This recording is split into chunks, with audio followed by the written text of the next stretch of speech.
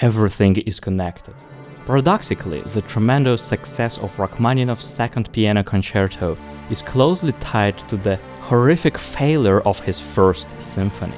In 1897, a 24-year-old Sergei Rachmaninoff stood at the edge of his own abyss. He had just poured his soul into his first symphony, a work full of youthful fire, ambition, and promise. He believed in it, he needed it to succeed. But then came the premiere. It was conducted by Alexander Glazunov, reportedly underprepared and perhaps even drunk. The performance was lifeless. What followed was worse than silence: mockery.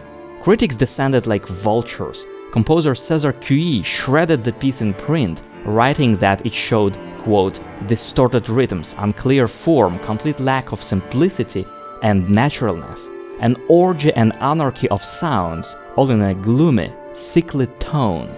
Rachmaninoff was crushed, not just humiliated, broken. Years later, memoirist Marietta Shaginian recalled in a chilling conversation. She wrote, "He spoke in a dead voice, with gray, sickly face and eyes that had gone out. He compared himself to a young tree whose first shoot had been crushed, stunting its growth forever." While other Russian composers chased the new, the daring dissonances of Scriabin, the modern pulse of Prokofiev, Rachmaninoff recoiled inward. The trauma taught him a lesson that radicalism comes at a price he could no longer afford. This, perhaps, is why his music never chased revolution. Instead, it embraced lyricism, melancholy, and sweeping romanticism, the very qualities the public loved. And I myself, when I was 11 years old, remember how I listened to the second movement of this piano concerto, and I thought, oh my god, this is so incredibly beautiful. I must become a musician to be able to play this music. And this is a story I've heard from many professional musicians. Music by Rachmaninoff, Chopin, and other accessible composers serves as a gateway to this art, allowing a wide audience to appreciate music, classical music, and then, over a course of many years, we actually appreciate, to understand, and deeply love more sophisticated musical styles. And I'm delighted to announce that I have finally made a comprehensive course on the whole concerto. So if you want a detailed guidance how to practice this piece, how to tackle its technical challenges, and how to interpret it beautifully, check out the link in the description for a time-limited discount on this course. For 3 years after the catastrophe, he couldn't write a single note. Not until a doctor, Dr. Nikolai Dahl, a pioneer of hypnotic therapy, helped him reclaim his confidence. Then, like a phoenix from ashes, came the second piano concerto, a work not just of triumph, but of resurrection. It is the sound of a soul rebuilt, of a composer who stared into the void and chose music. From a musical standpoint, the second piano concerto begins like few others. It opens with tolling piano chords, deep, solemn, bell-like, a nabat, a wake-up call.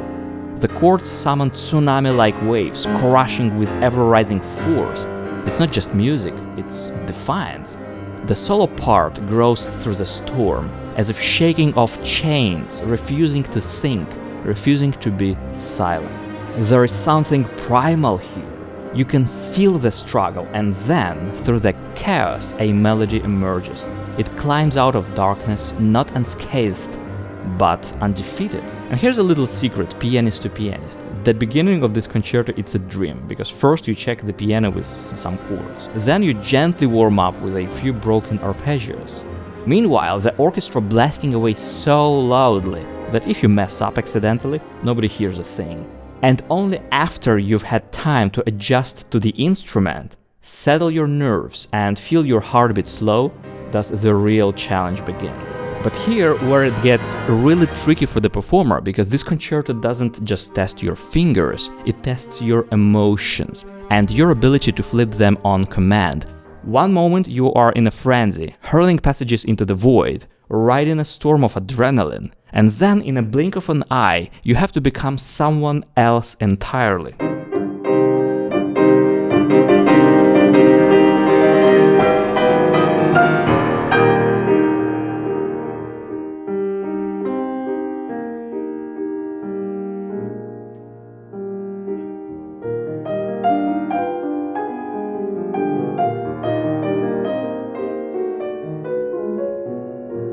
So you have just a few bars to actually change yourself, to calm down and to start the second theme, which doesn't just ask for contrast, it demands transcendence. It must levitate.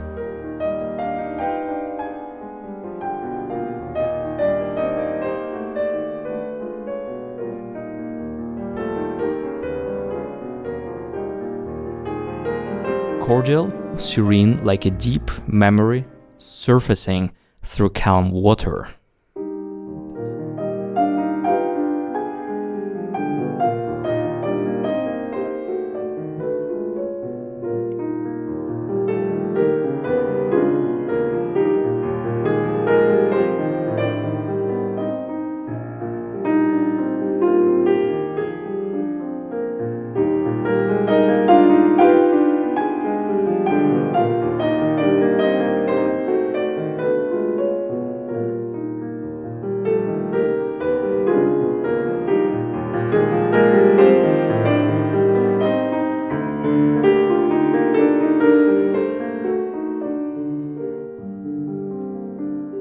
It's one of the most magical and most demanding parts of playing Rachmaninoff, not just how you play, but who you become in the moment.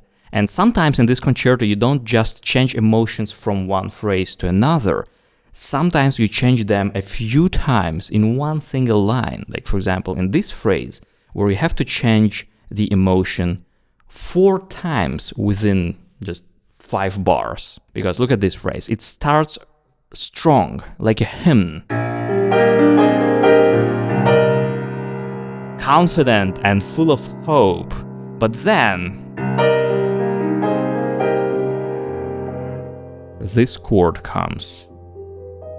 It's like the music suddenly becomes quiet, almost shy, as if surprised by its own feelings.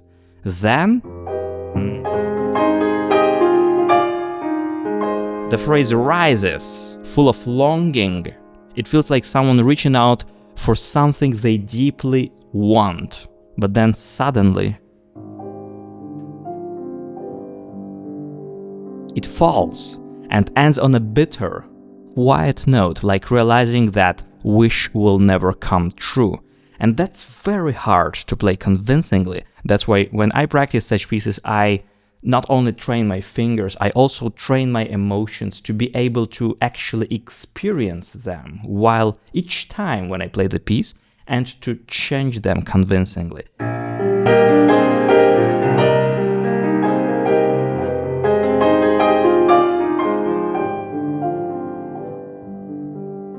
And each time I play, I am not quite convinced, so I have to work a lot. And it's so difficult to even convince yourself, let alone all the other people with all their opinions. And that's a very tough and very exhausting part of the work, if you treat it honestly. And this is the magic of great composers, that even a major chord put into the right context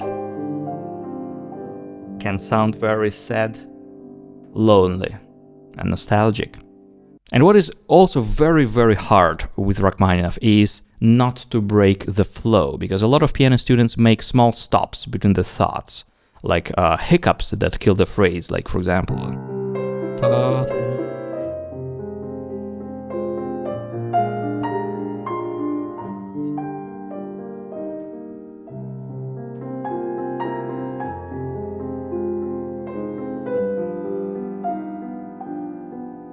if you play like that, you're out. You're not getting your first prize, even if you play the rest of the piece really well, because it reveals your short thinking, that you go from one phrase to another one. And it's a fantastic coincidence, actually, that just yesterday, when I was planning to record this video, a sound engineer, whom I don't even remember anymore, wrote me an email. And he had found my performance of this piece with an orchestra on his hard drive, recorded almost 20 years ago, back in Ukraine. And it was a very pleasant surprise, of course, to rediscover an old recording I had completely forgotten about.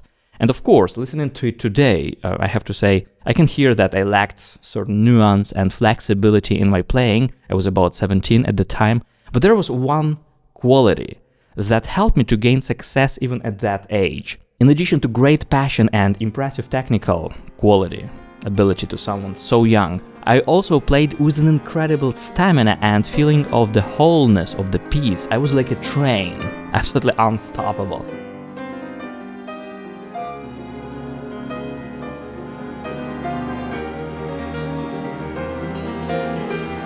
And that is crucial, because if you don't possess this quality naturally, as only if you do, you must develop it. And when playing music, and especially when playing composers like Rachmaninoff, you breathe in once at the beginning of the piece and breathe out only at the end of it. Of course, not literally, otherwise you might die. I hope you don't. But the music has to flow as if in one breath. Be a powerful, forward-driving will in your playing that grasps your listener's attention and never releases it. So here, despite all those rounded phrases,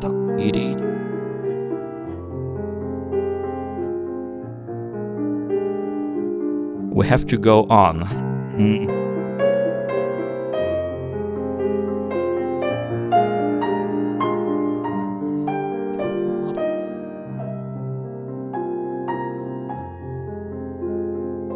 Here's one trick, what I do sometimes, when I really want to take some time, but I don't want to break the flow, I don't want to divide a piece in many little pieces, I would take time not at the very end of the phrase.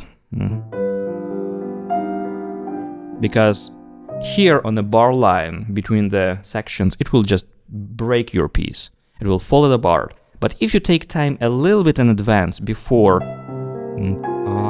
1, 2, 3, 4, 1, 2, 3, 4, 1. So you take time before, and the very end of the phrase, the fourth beat of the last bar, goes to the next phrase without waiting. This is a small trick which I use a lot, because it helps to keep that integrity, to keep that wholeness, but nevertheless find some flexibility in your phrasing. And to me, this part feels like a goodbye scene from a movie. It's so beautiful, so sad, but peaceful. You're saying goodbye to someone you deeply love. It hurts, but you're also thankful for the time you had together. But just when you think that it can't get more beautiful, Rachmaninoff gives us something even more magical. It's not just about one person anymore. The music opens up. Like the sky lifts. It's like you're floating in space, seeing the stars, feeling connected to everything and everyone, big, infinite, like the universe is singing. So thank you very much for exploring this piece with me. If you are interested in learning this piece, check out the course following the link in the description. Thank you and see you next time.